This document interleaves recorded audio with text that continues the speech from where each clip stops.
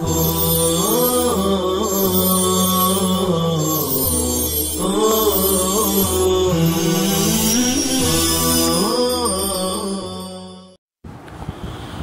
اللہ الرحمن الرحیم اما اللازمة فكالاستفال للترقيق والاستعلاء للتفخيم فالمستعلية مطلقا كلها مفخمة والمستفلة كلها مرققة إلا الألف واللام والراء فالألف تابع لما قبله في الصفة كما في الذات وتفخيم اللام عن حفص مختص بلام اسم الله الأولى لمحافظة الإدغام والثانية للتفخيم وذلك إذا انفتح ما قبله أو انضمه.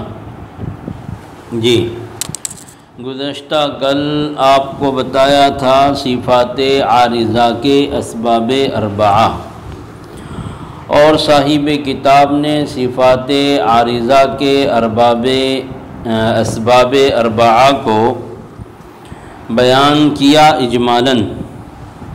اب جو 4 اسباب اجمالاً بیان کیے گئے تھے، یہاں اما اللازمۃ سے بالترتیب ہر سبب کی تفصیل کو بیان کر رہے ہیں صفات عارضہ کی شکل میں. تو کیا فرمایا؟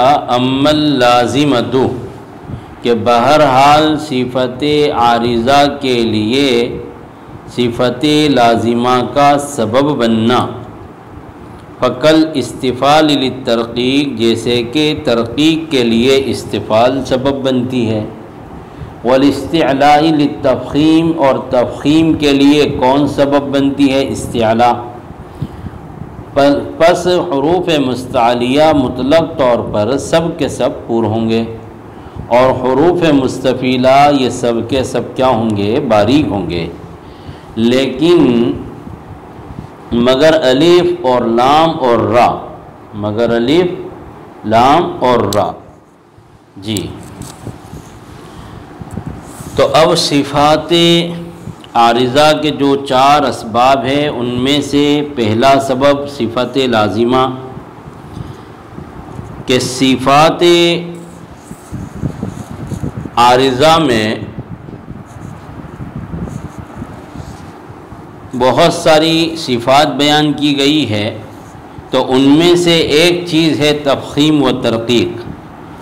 اور یہ وہ تفخیم اور ترقیق ہے جو حرف میں کبھی ہوتی ہے اور کبھی نہیں ہوتی ہے. تو جب ترقیق ہوگی اس کی کیا پوزیشن ہوگی، اور جب تفخیم ہوگی اس کی کیا پوزیشن ہوگی.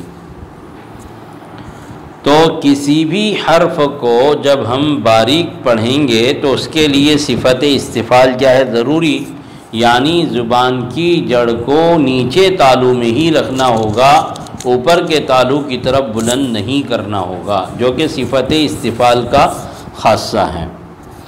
اور کسی بھی حرف کو پر کرنے کے لیے ہمیں صفت استعلاء کا سہارا لینا پڑے گا، چاہے وہ حرف کی تفخیم کیا ہو؟ عارضی ہو، چاہے تفخیم اس کی صفت لازمہ ہو. ہر صورت میں زبان کی جڑ کو تالو کی طرف بلند کرنا ہوگا. جب تک زبان کی جڑ تالو کی طرف بلند نہیں ہوگی، تفخیم حرف میں پیدا نہیں ہوگی. تو اب جو حروف مستعلیہ ہے، صاحب کتاب کہہ رہے فالمستعلیۃ مطلقا کلھا مفخمۃ، کہ حروف مستعلیہ تو مطلق طور پر سب کے سب کیا ہوں گے؟ پور ہوں گے. مستعلیہ کتنے حروف ہیں؟ صفت استعلاء میں آپ نے پڑھا خص ضغط قز، یہ 7 حروف ہیں. اور کیا کہا؟ یہ پور ہوں گے. اور مطلقاً فرمایا. مطلقاً کا مطلب کیا؟ کہ چاہے یہ حرف متحرک ہو، ساکن ہو، مشدد ہو، شروع میں ہو، درمیان میں ہو، اخیر میں ہو، ان کے پہلے پر حرف ہو، ان کے پہلے باریک حرف ہو، ان کے بعد پر حرف ہو، ان کے بعد باریک حرف ہو. بہرحال یہ حروف مستعلیہ جہاں بھی ہوں گے، جیسے بھی ہوں گے، ہر حال میں یہ کیا ہوں گے؟ پر ہوں گے، مطلقاً فرمایا جی۔ والمستفیلۃ کلھا مرققۃ، اور حروف مستفیلہ سب کے سب مرقق ہوں گے، لیکن مستفیلہ کے ساتھ جو ہے مطلقاً کی قید نہیں لگائی۔ کیوں؟ اس لیے کہ حروف مستفیلہ جو 22 ہیں تو ان کی بھی دو قسمیں ہیں، جیسے کہ صفت استفعال کے ذیل میں آپ کو سمجھایا کہ ایک ہوتے ہیں مستفیلہ مستقلہ اور ایک ہوتے ہیں مستفیلہ مشترکہ۔ تو 22 حروف میں سے 19 حروف مستفیلہ مستقلہ ہیں کہ وہ ہر حال میں کیا ہوں گے؟ باریک ہوں گے، چاہے متحرک ہو، ساکن ہو، مشدد ہو، شروع میں ہو، درمیان میں ہو، اخیر میں ہو، پر باریک حرف کے بعد ہو یا جو ہے پر باریک حرف کے پہلے ہو، بہر صورت بہر حال وہ کیا ہوں گے؟ باریک ہوں گے۔ لیکن ان میں 3 حروف یعنی الف، اللہ کا لام اور را، حروف مستفیلہ 22 میں سے 3 حروف جو مستفیلہ مشترکہ ہے۔ مشترکہ کا مطلب ای مشترکۃ بین التفخیم والترقیق، اور وہ کون ہے؟ الف، اللہ کا لام اور را۔ تو الف، اللہ کا لام اور را کبھی پر ہوتے ہیں اور کبھی کیا ہوتے ہیں؟ باریک ہوتے ہیں۔ تو یہ الف، لام اور را کی جو صورتیں ہیں تفخیم و ترقیق والی، تو الف، اللہ کا لام اور را کے لیے تفخیم نہ تو کیا ہے اصلی جو ہے، نہ تو مستقل جو ہے ترقیق ان کے لیے کیا لازم اور اصلی ہے، اور نہ جو ہے کیا ہے ترقیق جو ہے ان کے لیے کیا ہے اصلی اور لازم ہے، بلکہ وہ جو ہے ترقیق اور تفخیم کے درمیان میں کیا ہے؟ مشترک ہیں۔ تو اب اس کو بیان کر رہے ہیں کہ الا الالف واللام والراء، مگر الف اور لام اور را کبھی پر ہوتے ہیں تو کبھی باریک ہوتے ہیں، کبھی پر ہوں گے تو کبھی باریک ہوں گے، الف، اللہ کا لام اور را جی۔ تو یہاں سے حروف مشترکہ کو بیان کر رہے ہیں کہ یہ 3 حروف ہیں جو مختلف احوال میں تفخیم اور ترقیق کے مابین دائر ہوتے ہیں، گویا یہ نہ تو مستقلاً پور ہوتے ہیں اور نہ کیا ہوتے ہیں؟ باریک ہوتے ہیں۔ پھر ان میں دوسرے نمبر پر کون ہے؟ لام ہے۔ کون ہے؟ لام ہے۔ اب سوال یہ پیدا ہو گیا کہ لام کے لیے صاحب کتاب نے جو ہے قید نہیں لگائی کہ جو ہے لام جلالہ کا جو ہے لام ہو، اس میں جلالہ کا کیا ہو؟ لام ہو، یا جو ہے فتحہ اور جو ہے ضمہ کی حالت میں ہو ما قبل، اور ما قبل جو ہے کسرہ ہو تو باریک۔ تو کہہ رہے ہیں کہ یہاں تو صاحب کتاب ابھی خالی جو ہے مطلق طور پر جو ہے ان حروف کو بیان کر رہے ہیں جو کبھی پر اور کبھی باریک بیان ہوتے ہیں، جب اس کی پوری تفصیل بیان کر رہے ہیں، اس لیے کہ یہاں کوئی روایت کی قید بھی نہیں لگائی ہے، مطلق طور پر بیان کیا، اس لیے کہ کبھی کبھی لام جو ہے لام بروایت ورش بھی کیا ہوتا ہے؟ پر ہوتا ہے، جبکہ وہ لام جلالہ نہیں ہوتا ہے، جیسے الصلاۃ کا، ظلمہ کا اور الضلالہ کا جو ہے کیا ہوتا ہے؟ لام پر ہوتا ہے، لیکن یہاں مطلق طور پر بیان کیا، یہاں کبھی کسی جو ہے روایت کی قید نہیں لگائی۔ جب روایت کی قید لگائیں گے تو صاحب کتاب وہاں پر اس کی تفصیل بیان کریں گے جی۔ پھر اس کے بعد یہاں پر جو ہے جو حروف مشترکہ ہے الف، اللہ کا لام اور را۔ تو اب یہاں پر الف کے بارے میں تو آپ کو مسئلہ سمجھ میں آ گیا کہ الف کیا ہوتا ہے؟ اپنے ما قبل کا تابع ہوتا ہے، جیسے کہ ابھی آئے گا کہ الف کے ما قبل اگر پر حرف ہوا تو الف بھی کیا ہوگا؟ پر ہوگا، اور اگر الف کے ما قبل جو ہے باریک حرف ہے تو الف بھی کیا ہوگا؟ باریک ہوگا۔ تو اب مسئلہ یہ ہے کہ جو واو مدہ ہے وہ پر ہوگا یا باریک ہوگا؟ یا مدہ تو کیا ہے کہ استفال صوت اور انخفاض صوت اور فم کی وجہ سے کیا ہوتا ہے؟ ہمیشہ مستقل کیا ہوتا ہے؟ باریک ہوتا ہے یا مدہ، اس لیے کہ اس کے اندر تفخیم کی صورت میں کیا ہوگا؟ تکلف ہوگا۔ لیکن واو مدہ کے حروف مستعلیہ کے بعد یا پر حروف کے بعد پر ہوگا یا باریک ہوگا؟ تو اس کے بارے میں جو ہے 2 جماعتیں ہو گئی ہے، بعض نے کہا ہے کہ پر ہوگا ہر حال میں، بعض نے کہا کہ نہیں، کسی بھی صورت میں وہ پر نہیں ہوگا، بلکہ پر حرف کے بعد بھی وہ جو ہے واو مدہ کیا ہوگا؟ باریک ہوگا۔ اور بعض کہتے ہیں کہ نہیں، جس طرح الف اپنے ما قبل کے تابع ہے اسی طرح واو مدہ بھی کیا ہوگا؟ اپنے ما قبل کے تابع ہوگا۔ یعنی اگر واو مدہ کے ما قبل اگر جو ہے پر حرف ہے تو واو مدہ پر، اور واو مدہ کے ما قبل اگر باریک حرف ہے تو واو مدہ بھی کیا ہوگا؟ باریک ہوگا۔ جی، جیسا کہ صاحب ایک نہایت القول مفید نے کہا ہے کہ علامہ مرعشی رحمۃ اللہ علیہ فرماتے ہیں کہ جب جو ہے یا اور واو مدہ ہو تو اس میں فی الجملہ جو ہے کسی بھی عضو کا عمل ہوتا ہے، سمجھے کہ نہیں؟ تو جیسا کہ وہ جو ہے اپنے ما قبل کے تابع نہیں ہوتے ہیں بلکہ وہ دونوں کیا ہوتے ہیں؟ باریک ہوتے ہیں ہر حال میں، اسی طرح ان کے اطلاق سے جو ہے یہ جو ہے مطلب سمجھا جائے گا کہ حق تو یہی ہے کہ واو مدہ بھی جو ہے پر حرف کے بعد کیا ہونا چاہیے؟ پر ہونا چاہیے، اس لیے کہ جیسے والطور والصور وقو، جی تو اس طریقے سے، اور بہرحال یا مدہ تو ہر حال میں کیا ہوگی؟ باریک ہوگی۔ جی، تو اب یہاں پر بہت سارے علماء یعنی اکثر حضرات کی رائے یہی ہے کہ جس طرح الف ما قبل کے تابع ہوتا ہے پور باریک ہونے میں، ایسے ہی واو مدہ بھی اپنے پور باریک ہونے میں ما قبل کا کیا ہوگا؟ تابع ہوگا۔ جیسا کہ قاری محب الدین صاحب رحمۃ اللہ علیہ تنویر المراد میں صاحب فوائد مواہب مکیہ کی عبارت سے نقل کیا ہے کہ ثم تفخیم الالف ناظر لما قبلها مجاور لها فإن كان مفخما فخمت وإلا رققت والحق في الواو المدية إذا تقدمها مجاورا لها حرف مفخم تفخم۔ تو اس طریقے سے جو ہے یہ عبارت ہے، اور قاری محب الدین صاحب فرماتے ہیں کہ شیوخ اور قراء کا عمل جو ہے اسی واو مدہ کے بارے میں یہی ہے کہ وہ کیا ہوتا ہے؟ ما قبل کا تابع ہوتا ہے، اور جب قول اور عمل کے درمیان میں کیا ہو؟ تقابل ہو جائے، اختلاف ہو جائے، تو اس صورت میں فن قرات میں عمل کو ترجیح ہوتی ہے بنسبت کس کے؟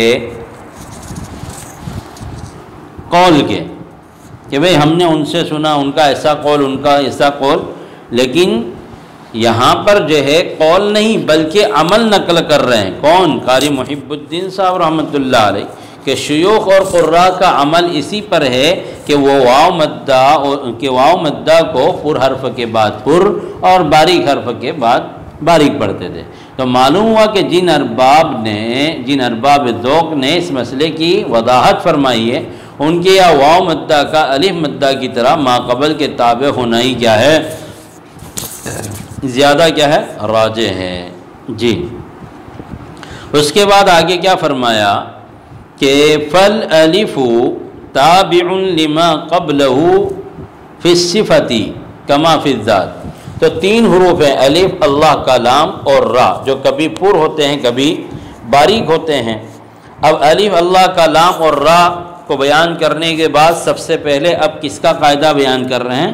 الف کا قاعدہ بیان کیا جا رہا ہے کہ الف جو ہے ما قبل کا تابع ہوتا ہے صفت میں، جیسا کہ وہ کیا ہوتا ہے؟ ذات میں ما قبل کے تابع ہوتا ہے۔ ذات میں ما قبل کے تابع ہونے کا کیا مطلب ہے؟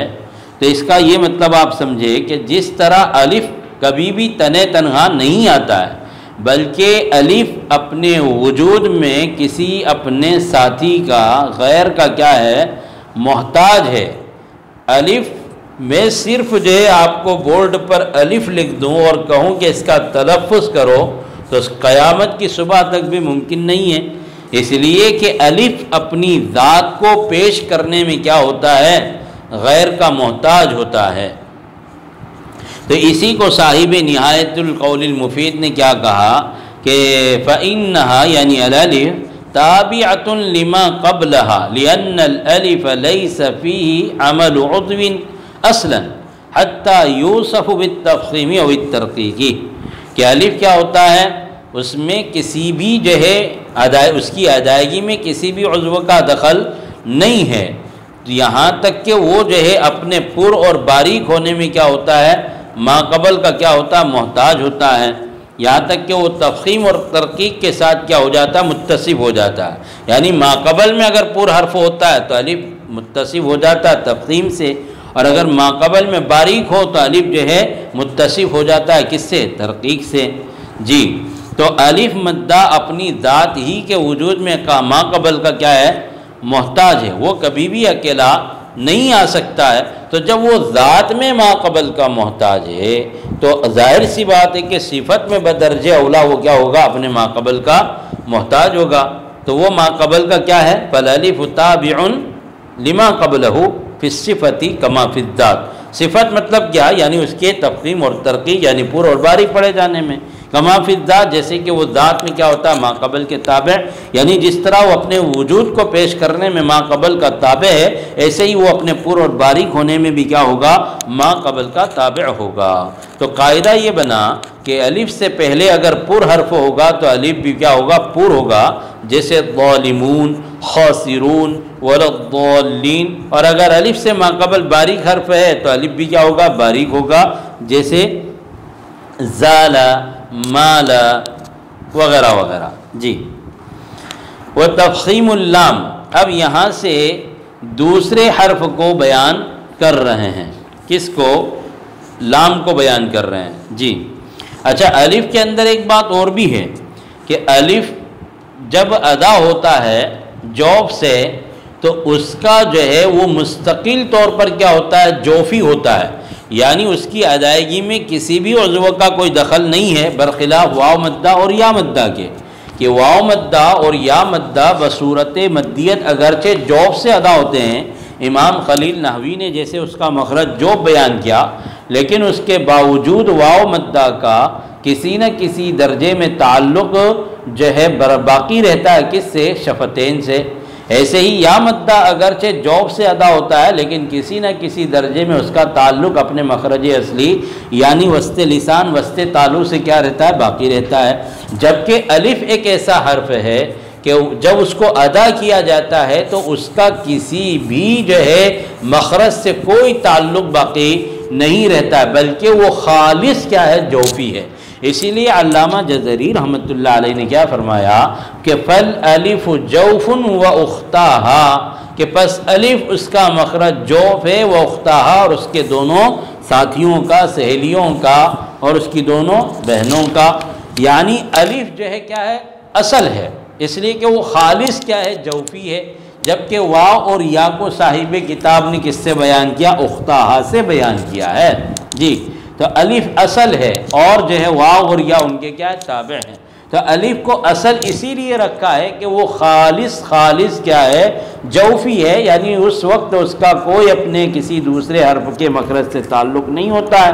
جبکہ واو اور یا مدہ اگرچہ ان کی صوت غالبہ جو ہے جوف سے ادا ہوتی ہے لیکن کسی نہ کسی درجے میں ان کا تعلق اپنے مخرج اصلی یعنی واو مدہ کا تعلق شفتین سے اور یا مدہ کا تعلق کس سے، وسط لسان، وسط تالو سے باقی رہتا ہے۔ جی تو جوف کے مقابلے میں مخرج محقق پر صوت کا اعتماد کیا ہوتا ہے، اقل قلیل ہوتا ہے، جبکہ الف تو خالص کیا ہوتا ہے، جوفی ہوتا ہے۔ جی اس کے بعد جو ہے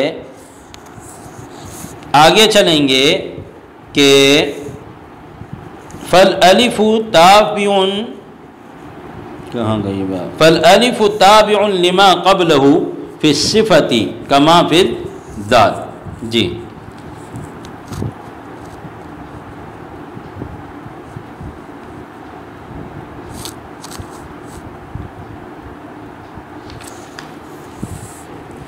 اور یہی وجہ ہے کہ علامہ مرعشی تمہید کے حوالے سے فرماتے ہیں کہ پر حروف بحالت تفخیم مستعلیہ کے مشابہ ہیں۔ یہاں پر ایک سوال یہ ہے کہ جب یہ حروف یعنی جیسے الف کبھی پر ہوتا ہے کبھی باریک ہوتا ہے، تو الف جب پر ہوگا تو کیا وہ مستعلیہ میں سے ہوگا، اور جب الف باریک ہوگا تو وہ مستفیلہ میں سے ہوگا۔ تو اس کے بارے میں یہ کہا جاتا ہے کہ پر حروف بحالت تفخیم مستعلیہ کے کیا ہوتے ہیں، مشابہ ہوتے ہیں، یعنی انہوں نے کیا کہا کہ مستقل مستعلیہ نہیں کہا بلکہ مستعلیہ کے مشابہ کہا، گویا جس طرح بعض حروف کے دو دو مخرج ہوتے ہیں، جیسے نون جو ہے اور میم کے دو دو مخرج ہے کہ جب وہ مخفا ہو مدغم ہو تو وہ کیا ہوتے ہیں، ان کا مخرج خیشوم ہو جاتا ہے، اور اسی طریقے سے واو جب متحرک ہو تو اس کا مخرج شفتین، اور جب مدہ ہو تو جوف۔ تو ایسے ہی جو ہے بعض حروف کے جو ہے جس طرح مخرج دو دو ہوتے ہیں، یہ بھی ممکن ہے کہ بعض حروف کے مختلف حالات میں مختلف کیا ہو، صفات ہو۔ لہذا حروف جو ہے جو پورا ہونے والے حروف ہے بحالت تفخیم وہ کیا ہوں گے، مستعلیہ، اور بوقت ترقیق وہ کیا ہوں گے، مستفیلہ ہوں گے۔ جی اس کے بعد جو ہے آگے چلیے کہ فالالف تابع لما قبلہ فی الصفۃ کما فی الذات، آگے بیان کیا کہ وہ تفخیم اللام عن حفظ مختص بلام اسم اللہ۔ جی اب وقت ختم ہو گیا۔ وہ تفخیم اللام عن حفظ مختص بلام اسم اللہ سے آئندہ سبق شروع ہوگا۔ السلام علیکم ورحمۃ اللہ وبرکاتہ۔